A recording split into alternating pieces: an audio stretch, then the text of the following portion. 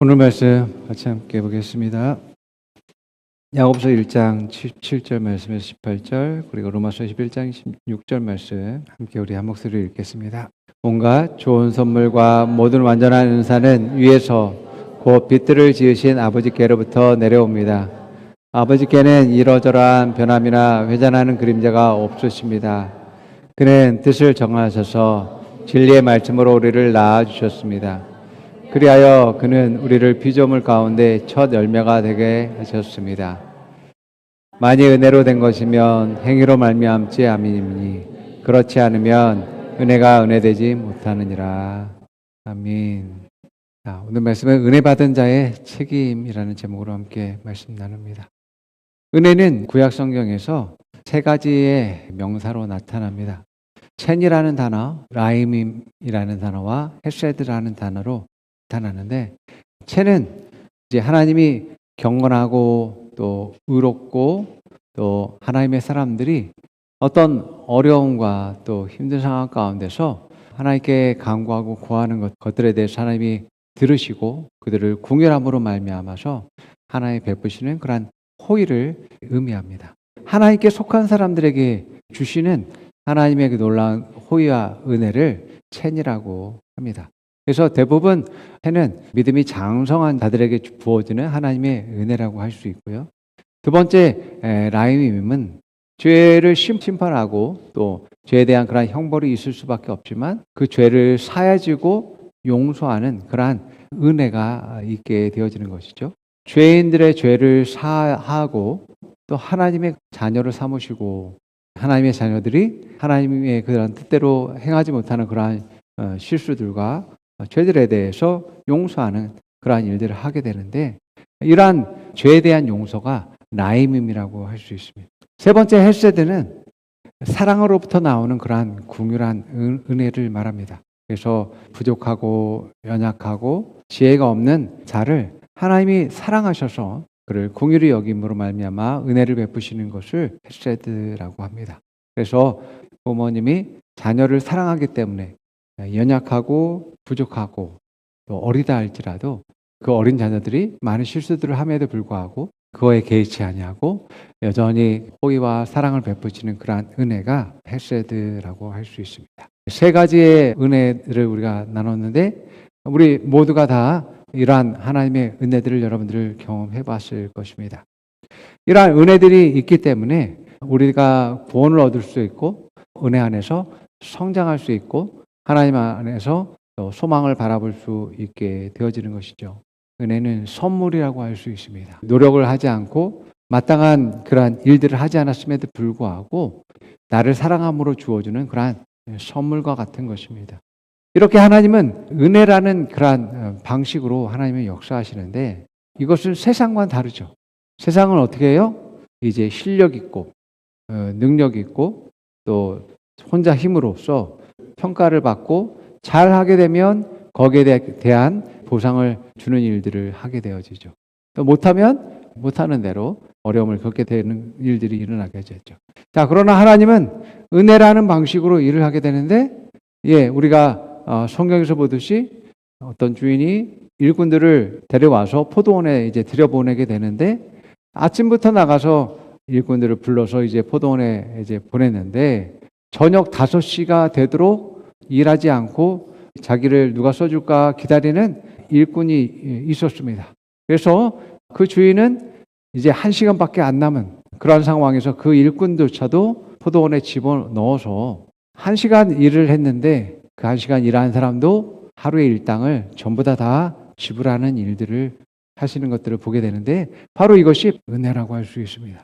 하나님은 왜 은혜의 방식으로 하나님 일하실까? 왜 그러냐면 사람은 혼자 스스로 구원을 할 수 없기 때문에 그렇습니다. 하나님이 은혜의 방식으로 구원을 이루시는 일들을 하는 것을 우리는 볼 수 있고요. 또한 하나님은 사랑의 그러한 성품들을 가지고 계시기 때문에 그 사랑은 조건 없는 그러한 사랑들로서 보여주심을 통해서 하나님이 이러한 사랑을 가지고 계시다라는 것을 알게 하기 위해서 은혜로 역사하시는 일들을 하게 되어집니다. 이 은혜는 쉽지 않은 결정이고 어려운 일이지만 하나님은 우리에게 주시면서 자신이 직접 그것들을 모든 것들을 내어주면서 그 은혜를 나타내시는 일들을 하는 것들을 보게 되어집니다.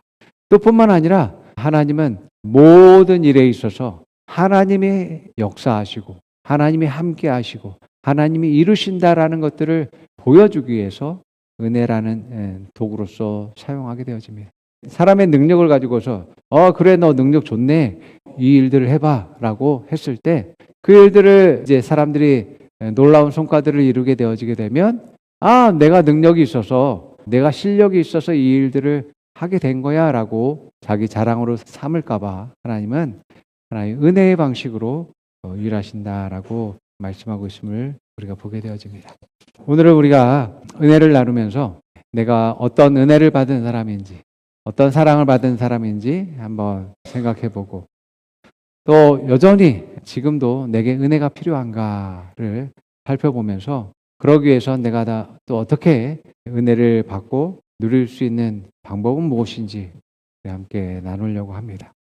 자, 우리가 이 땅에 있는 것은 어떤 사람도 자신의 능력으로 자력으로 이 땅에 태어난 사람은 아무도 없을 것입니다. 최초의 사람이었던 아담과 하와라 할지라도 그들은 자력으로서 이 땅에 오지 않았다라는 것을 우리는 성경을 통해서 알 수 있습니다.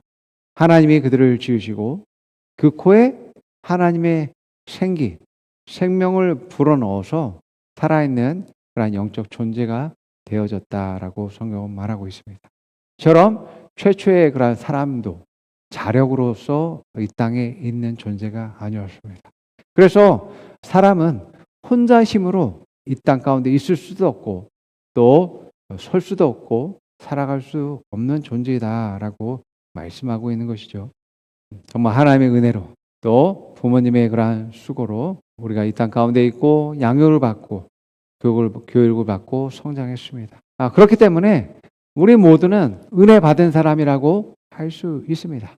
이 은혜가 있기 때문에 내가 이 땅에 있고 또 은혜가 있기 때문에 내가 성장하고 더욱더 실력과 능력을 갖추게 되어지는 것입니다. 신약에서 바울은 은혜에 대해서 말할 때 두 가지로 그 은혜를 크게 나눠서 볼 수 있는데 첫 번째는 구원의 은혜 그리고 두 번째는 양육의 은혜 두 가지를 이제 이야기합니다. 이 구원은 그냥 쉽게 죄를 용서받고 또 하나님의 자녀가 된 것이 아니다라고 말씀하고 있습니다. 구원의 은혜에 대해서 말하면서 이 죄를 사해 주기 위해선 여러 가지의 사람들이 능력으로 할 수 없는 지혜로 할 수 없는 그러한 하나님의 섭리가 은혜가 있음을 말씀하고 있습니다. 그 사람의 죄를 사하기 위해선 사람이 죄를 감당해야지만이 되어졌습니다. 그런데 사람은 생명이 하나밖에 없고 또 사람은 죄인이기 때문에 죄에 대한 대가를 치르려면 죽어야지만이 되어졌고 그 사람의 생명은 끝이 나게 되어지게 되는 거죠. 사람이 거듭나고 새로운 생명을 얻기 위해서는 의인이 죄인의 그 죄를 짊어져야지만이 되어졌습니다. 뿐만 아니라 다시 부활해야지만이 되어졌습니다. 부활하고 하나님 자녀의 생명을 주어야지만이 됐습니다. 하나님 자녀의 생명을 주기 위해선 하나님 자녀여야지만이 되죠. 독생자 그리스도여야지만이 되어졌다라는 것입니다. 여러분 이러한 조건들을 만족시킬 수 있는 사람이 누가 있겠습니까? 오직 예수 그리스도밖에 없고 하나님이 아니면 이것을 하실 수 있는 존재가 아무도 없다라는 것입니다. 그렇기 때문에 사람의 구원은 사람의 스스로 할 수 없는 것입니다. 하나님의 능력과 하나님의 은혜가 아니면 구원받을 수가 없는 것입니다. 특별히 하나님은 하나님의 이 구원의 역사 가운데서 하나님은 하나님 자기 자신을 주시는 것을 기뻐하시고 선택하시는 것을 보게 되어지는데 바로 예수 그리스도의 생명을 주셨을 뿐만 아니라 우리가 자녀된 생명을 가지고 이 땅 가운데 살아가기 위해서 하나님의 사명과 또 하나님의 뜻과 계획을 이루기 위해서 성령님을 주시죠. 하나님의 특징은 하나님의 은혜는 자기 자신을 주신다라는 겁니다. 하나님 자신을 주시기를 기뻐하시고 그것을 결정하시고 예수님과 성령을 통해서 우리에게 그 일들을 하신 것들을 보게 되어집니다. 우리를 죄에서 구원하고 또 하나님 자녀가 되게 하셨습니다. 이것이 은혜인데 이 은혜에서 끝나는 게 아니라 그 자녀들을 더욱더 양육하고 또 성장시키고 세워서 하나님 나라를 이루는 놀라운 일들을 하나님은 또 하십니다. 이것 또한 은혜다라고 할 수 있는 것입니다. 하나님의 우리가 하나님의 자녀 되었다면 우리를 낳으신 것뿐만 아니라 하나님의 생명을 가지고서 더욱더 성장하기를 하나님께서 요구하시죠. 그것들을 계획하시고 하나님 나를 향한 각 사람들을 향한 비전들을 갖고 계시고 더욱더 성장과 발전을 위한 그러한 계획들을 가지고 계십니다. 그렇기 때문에 계속 그 필요들을 공급하시고 또 축복하시고 또 인도하시는 그러한 일들을 하는 것들을 보게 되어집니다. 하나님도 성장의 계획과 발전의 계획들을 가지고 계십니다. 그래서 그 사명들을 알게 하게 하시고 그 사명의 길로 인도하시는 일들을 하게 하십니다. 그런데 어렸을 때는 무조건적인 호의들이 베풀어지지만 장성한 청소년기와 청년기를 거칠 때에는 단단한 음식들을 먹는 훈련들을 하게 되어집니다. 이 단단한 음식이라는 것은 쉽게 삼키기 어려운 것입니다. 어떤 음식이 쉽게 삼키기 어렵습니까? 인내하는 것. 인내하는 거 어렵잖아요. 고통을 참는 것. 역경을 이겨내는 것. 온갖 수고와 어려움을 극복하는 것. 이건 단단한 음식입니다. 단단한 음식. 쉽게 삼킬 수 없는 것입니다. 이것들을 훈련을 통해서 믿음을 더욱더 갖게 하게 하시고 소망을 갖게 하게 하시고 또 그것을 극복하게 함으로 말미암아 더 성장케 하는 일들을 하게 하는 것을 보게 됩니다. 하나님의 특별한 뜻과 계획을 위해서 훈련의 과정 가운데 있을 때는 연단의 과정 가운데 있을 때는 정말 그 믿음들을 더욱더 성장케 하는 일들을 하게 되는 것들을 보게 됩니다. 이 고난과 역경과 수고와 아픔들을 통과를 통해서 더욱더 세우시는 일들을 하게 되는 거죠. 우리가 하나님의 뜻과 계획 안에 있게 되어지면 그 모두가 다 성장과 발전을 위한 과정들에 있다라는 것을 우리가 봐야지만이 되어지는 것입니다.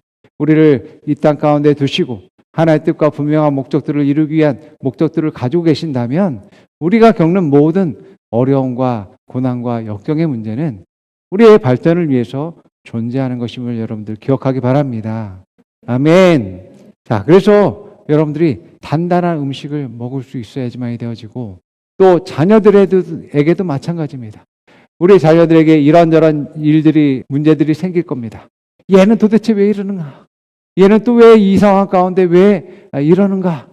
라는 것들을 볼 때 여러분 그것들이 훈련의 과정임을 기억하기 바랍니다. 하나님의 뜻과 계획 안에서 이 자녀를 향한 하나님의 훈련의 과정입니다라는 것을 기억하시기 바랍니다.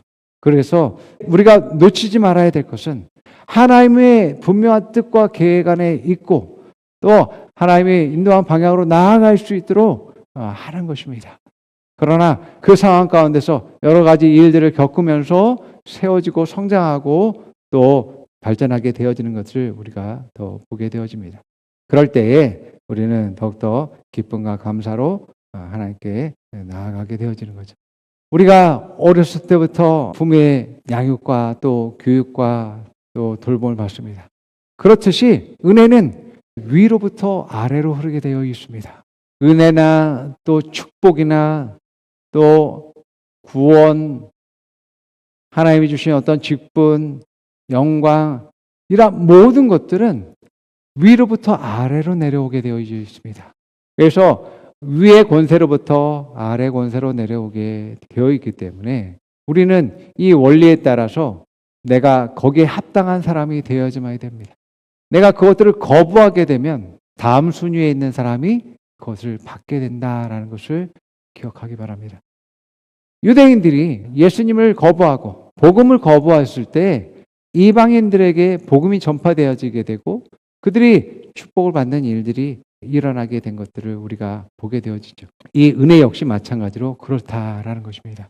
그래서 예수님이 오셨을 때 예수님은 많은 유대인들에게 구원의 복음을 전파하고 또 죽은 자를 살리고 귀신을 쫓아내고 병자들을 치유하는 놀라운 일들을 했습니다. 예수님의 목적은 정말 하나님의 택한 백성들을 구원하는 것이었습니다.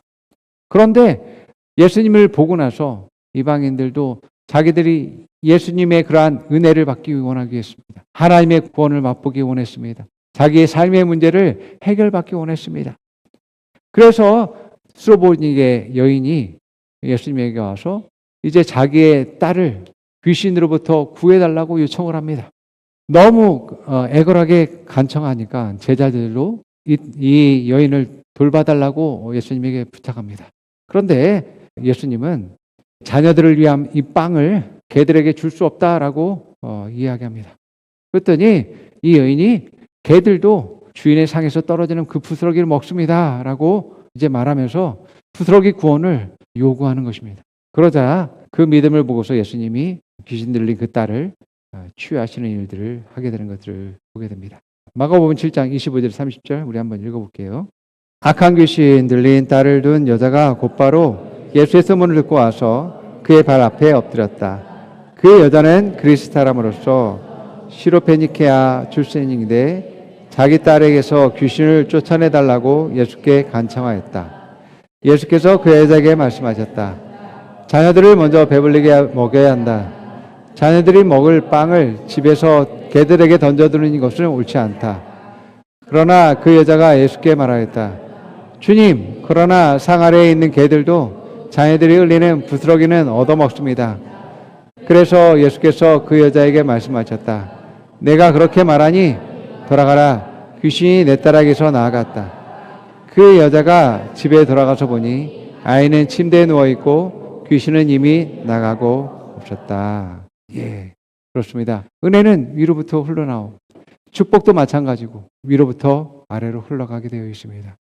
또 하나님의 영광도 마찬가지입니다. 그러나 내가 어리석어서 그것을 거부하고 그것을 무시하고 멸시하고 내가 받아들이지 않으면 내 다음에 있는 다른 사람이 그것들을 받고 누리게 되어진다라는 것을 말씀하고 있습니다.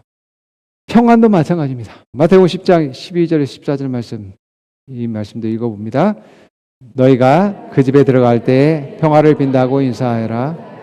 그래서 그 집이 평화를 누리기에 알맞으면 너희가 비는 평화가 그 집에 있게 하고 알맞지 않으면 그 평화가 너희에게로 되돌아오게 하여라. 누구든지 너희를 영접하지 않거나 너희의 말을 듣지 않거든 그 집이나 그 고을을 떠날 때 너희 발에 묻은 먼지를 떨어버려라. 아멘. 여러분, 그렇기 때문에 여러분들이 다른 사람을 적극적으로 축복하시기 바랍니다. 그 사람이 그 축복을 받기 합당하면 축복과 평안과 또 그 사랑이, 그 은혜가, 구원이 그 사람에게 있게 되어집니다. 그런데 여러분들이 축복을 받아들이지 않고 또 거부하고 여러분 역시도 거부하고 반대한다면 그들은 받지 못할 것이고 오히려 여러분들이 더 하나님의 그러한 축복들을 얻게 되어진다라고 말하는 것이 있는 것입니다. 그렇기 때문에 다른 사람에게 베푸는 그러한 수고와 헌신과 그 사랑이 사라졌다라고 여러분들이 실망할 필요가 없습니다. 여러분들이 베푼 그 호의와 그 사랑은 다시 여러분들에게 돌아오는 것이기 때문에 적극적으로 여러분들이 할 필요가 있는 것입니다. 우리가 이처럼 구원의 은혜도 또 하나님의 그러한 돌보시고 양육하시고 성장케 하시고 발전케 하시는 그러한 은혜도 우리가 경험하게 되어졌습니다. 그러면 이제 더 이상 은혜를 받지 않아도 되는가? 은혜가 필요 없는가? 우리 생각해 볼 때 그렇지 않다라는 것을 우리가 알 수 있습니다. 어떤 시대보다도 오늘날 너무나 풍요롭고 또 많은 기술이 문화가 발전되어 있는 그러한 시대 가운데 우리가 살고 있습니다. 그러나 여전히 어둠 가운데 살고 있는 이 땅에는 우리의 힘과 능력으로 할 수 없는 그러한 다양한 문제들 가운데 우리가 살고 있고 또 우리를 힘들게 하고 있는 것들을 보게 됩니다. 여러분, 이러한 이상기후와 이러한 전쟁들은 우리에게 어떤 문제들을 주냐면 식량의 위기와 에너지의 부족들을 가져오고 우리의 삶을 아주 궁핍하고 어렵게 힘들게 만들게 됩니다. 우리가 있는 이 시대는 마지막 때로 가고 있습니다. 성경에도 마태복음 24장에 보게 되어지면 이것들이 순차적으로 일어나고 있음을 말하고 있습니다. 예, 마태복음 24장 보게 되면 거짓 선지자들이 많이 나타난다라고 얘기합니다. 또 지금 전쟁과 재난이 계속 일어나고 있잖아요. 재난의 시작이다. 마지막 때의 시작이다라고 이야기하고 있음을 보게 되어집니다. 자, 이런 때에 성도들을 핍박하고 박해하는 그런 것들이 일어난다라고 말합니다. 그런 상황 가운데서도 복음이 전파되어지고 온 세상에 복음이 전파되는데 그때 비로소 끝이 온다라고 말씀합니다. 교회 안에 우상을 숭배하는 이들이 자리 잡게 되어지게 되고 이제 교회가 무너지면 빛이 없기 때문에 그때 큰 환란이 세상 가운데 있게 되어지게 됩니다. 그 환란은 해와 달이 어두워지는 일들이 일어나고 별이 떨어지는 일들이 일어나고 그 후에 예수님이 다시 재림하게 되어집니다. 이제 공중에서 우리가 예수님을 맞이하게 되어집니다. 환난과 핍박과 고난의 상황 가운데 더욱더 우리에게 하나님의 은혜가 필요하게 되어지는 것을 우리가 알 수 있습니다. 여러분, 우리의 모든 삶에서 하나님의 은혜가 필요한데 하나님의 은혜는 어떤 사람에게 임하냐면 첫 번째로 따라해 봅니다. 하나님과 동행하는 사람. 창세기 6장 9절 말씀과 창세기 7장 1절 말씀 우리 한번 읽어봅니다. 노아의 역사는 이러하다. 노아는 그 당대에 의롭고 흠이 없는 사람이었다. 노아는 하나님과 동행하는 사람이었다. 주님께서 노아에게 말씀하셨다. 내가 보니 이 세상에 의로운 사람이라고는 너밖에 없구나. 너는 식구들을 다 데리고 광으로 들어가라. 아멘. 하나님과 동행한다라는 것은 하나님의 눈으로 바라보고 하나님과 같은 방향으로 가는 사람임을 말하고 있는 것입니다. 하나님이 뜻하시고 하나님 바라보는 방향으로 가는 사람 어떤 사람이겠습니까? 바로 하나님 말씀대로 행하는 사람이죠. 말씀대로 생각하고 말하고 행동하는 사람이 하나님과 동행하는 사람이라고 할 수 있는 것이죠. 이런 사람에게 하나님의 은혜가 있다라고 말씀하고 있습니다. 비록 노아가 세상이 심판을 받는 그러한 상황이었지만 그와 그의 가족은 구원을 받게 되어지게 되고 그 구원을 위해서 방주를 준비하고 예비하는 그러한 삶을 살게 되는 것을 우리가 성경을 통해서 보게 됩니다. 하나님의 은혜가 있는 사람들은 하나님과 동행하는 사람들은 심판의 상황 가운데서도 구함을 당하고 또 보호를 받고 또 인도하심이 있는 것을 보게 되어집니다. 두 번째는 하나님을 믿고 은혜를 구하는 자들이 은혜를 받게 되어집니다. 하나님은 사랑과 은혜가 많으신 분이십니다. 그렇기 때문에 하나님을 믿고 찾고 구하고 두드리는 자에게 하나님이 은혜를 베푸십니다. 자, 여러분 하나님께 구하고 찾고 두드리는 사람은 믿는 사람이 아닐까요? 믿지 않는다면 그들은 찾지도 않고 두드리지도 않을 것입니다. 자기의 힘과 능력으로 그것을 해결하려고 하지 하나님께 구하거나 두드리지 않을 것입니다. 믿음 있는 사람은 하나님이 나의 구원자라는 것을 믿고 나의 힘과 능력이심을 믿고 하나님께 간구하고 찾고 두드리게 되어져 있는 것입니다. 예수님이 오셨을 때도 많은 사람들이 믿음으로 말미암아서 구원을 받게 되고 치유와 고침받고 자기의 삶의 문제를 해결받는 그러한 사람들이 있음을 보게 됩니다. 자, 우리 마태복음 9장 27절에서 29절에 한번 읽어볼게요. 예수께서 거기에서 떠나가시는데 눈먼 사람 둘이 다윗의 자손이여 우리를 불쌍히 여겨주십시오 하고 외치면서 예수를 뜻따라 왔다. 예수께서 집 안으로 들어가셨는데 눈먼 사람들이 그에게로 나왔다. 예수께서 그들에게 말씀하셨다. 너희는 내가 이 일을 할 수 있다고 믿느냐? 그들이 예 주님 하고 대답하였다. 예수께서 그들의 눈에 손을 대시고 말씀하셨다. 너희 믿음대로 되어라. 아멘. 만약에 이 소경 둘이 예수님이 있다가 오셨다고 할지라도 다른 사람의 병은 고쳤다 할지라도 내 병은 고칠 수가 없어. 나의 구원자가 아니야 라고 생각했다면 눈이 먼 사람이 예수님을 쫓아 뒤따라갈 필요가 없었겠죠. 그런 수고를 하지 않았을 것입니다. 예수님이 이 소경들에게 물어봅니다. 너희가 내가 너희들을 고쳐줄 수 있다고 믿고 있어? 라고 물어보죠. 그랬을 때 이 소경들은 예 주님이라고 크게 대답하는 것을 보게 됩니다. 이들은 예수님을 자기의 구주와 또 구세주와 메시아로 인정하고 모셔드린 것입니다. 찾고 두드리게 될 때 응답하시는 그런 은혜를 통해 그들은 눈을 뜨게 되는 것을 보게 됩니다. 믿고 구하고 찾고 두드리는 자에게 하나님 은혜를 베푸시는 분이시다라고 말씀하고 있음을 보게 되어집니다. 예. 그렇기 때문에 우리가 더욱더 믿음으로 나아가야지만 되어지게 되고 믿음으로 권한 자들마다 얻게 된다고 예수님도 말씀하신 것을 우리가 보게 됩니다. 이렇게 은혜를 받는 사람은 또한 은혜로 답할 수 있어야지만이 더욱더 은혜가 은혜되게 되어집니다. 받은 줄 알고 있음에도 불구하고 우리가 악하게 행동한다면 우리는 더 큰 형벌과 심판이 있게 있다라고 성경은 말하고 있습니다. 그래서 은혜 받은 사람은 내가 은혜 받았다는 걸 알고 겸손할 수 있어야지만 됩니다. 겸손한 사람이 다른 사람에게 은혜를 베풀 수 있는 겁니다. 그것이 은혜 받은 사람들의 자세입니다.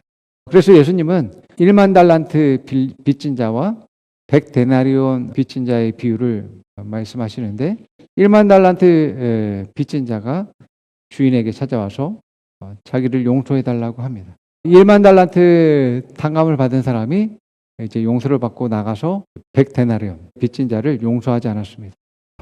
그럴 때에 주인이 어떻게 말하냐면 자, 마태복음 18장 32절에서 34절 한번 읽어봅니다. 그러자 주인이 그 종을 불러다놓고 말하였다. 이 악한 종아, 내가 예언하기에 나는 너에게 그 빚을 다 없애주었다. 내가 너를 불쌍히 여긴 것처럼 너도 내 동료를 불쌍히 여겼어야 할 것이 아니냐. 주인이 노하여 그를 형무소 관리에게 넘겨주고 빚진 것을 다 갚을 때까지 가두어두게 하였다. 불쌍히 여긴다라는 것은 은혜를 베풀어야 된다라고 이야기하는 것입니다. 네가 은혜를 받았어? 그러면 너도 역시 은혜를 베풀 수 있는 사람이 돼야지. 그것이 나의 뜻이었어 라고 말씀하고 있는 것입니다. 만약에 우리가 은혜를 받았음에도 불구하고 다른 사람에게는 악하게 행하고 용서하지 않고 그를 더욱더 못되게 대한다면 하나님은 더욱더 더 큰 심판을 하신다라고 말씀하고 있는 것입니다. 우리 모두는 다 은혜 받은 사람이라고 말씀드렸습니다. 우리가 죄에서 용서받고 또 하나님이 자녀가 되어졌습니다. 자녀 되었을 뿐만 아니라 자녀된 권소로 살아가며 또 이 땅에 빛을 나타낼 수 있는 그러한 존재로서 쓰임받고 있음을 보게 됩니다. 우리가 은혜 받은 사람으로서 다른 사람을 저주하거나 유혹해서는 절대로 안 되는 것이죠. 더 큰 은혜가 되기 위해선 은혜를 알 뿐만 아니라 다른 사람들에게 은혜를 베풀 수 있는 사람이 되어야지만 됩니다.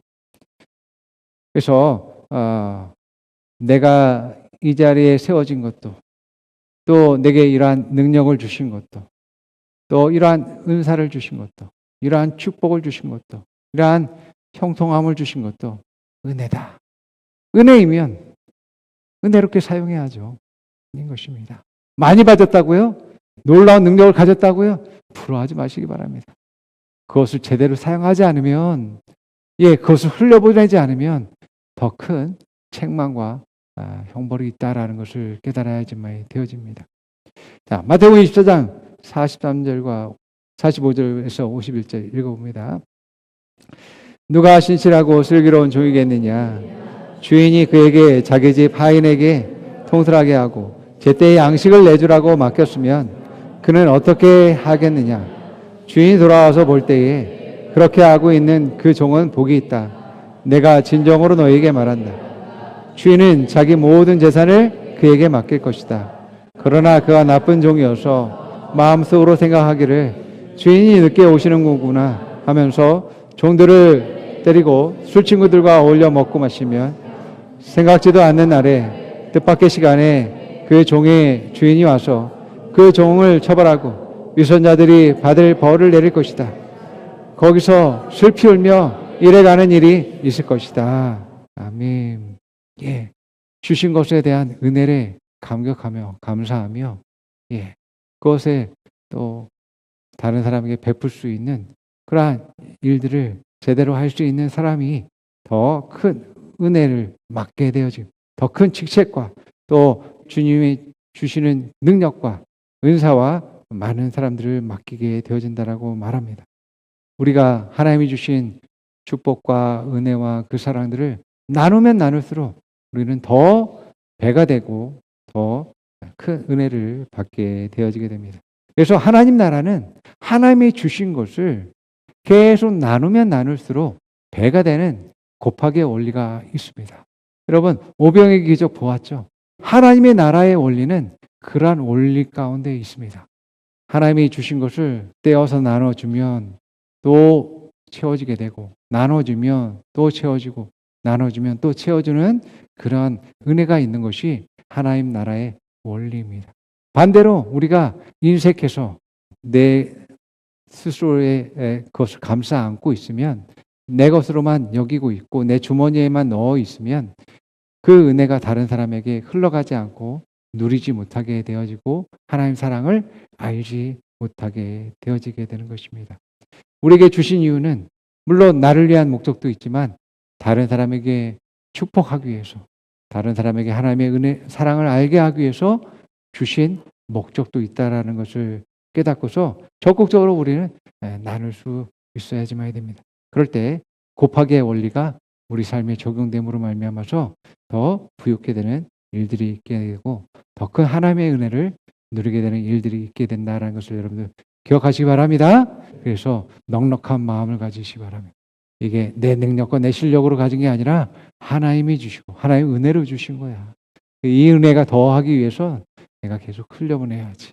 이것이 나의 사명이고 또 내게 주신 은사고 능력이야라고 깨달으면서 기쁨으로 이것들을 잘 감당할 수 있는 여러분 되기를 축원드립니다. 함께 고백해 봅니다. 나는 하나님의 은혜를 받은 사람입니다. 나에게 하나님 자신을 주셨습니다.